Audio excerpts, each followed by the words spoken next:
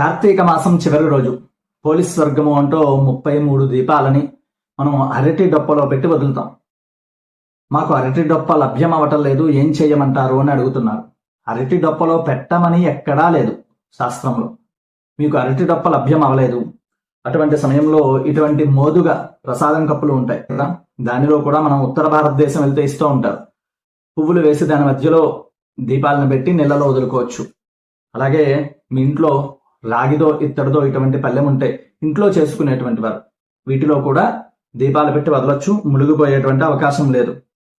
ఇక కొబ్బరి తీసేసినటువంటి కొబ్బరి చిప్పలు, వాటిలో కూడా దీపాలు పెట్టి వదలొచ్చు, అది కాలిపోదు, ఎందుకంటే కింద నీళ్లు ఉంటాయి కాబట్టి. ఇక చివరిది ప్రమిద.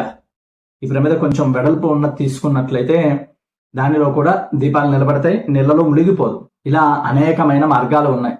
దీపాలని అరటి డొప్పలోనే పెట్టి వదలాలని నియమం ఎక్కడా లేదు. ఈ వీడియోని అందరికీ షేర్ చేయండి. సర్వే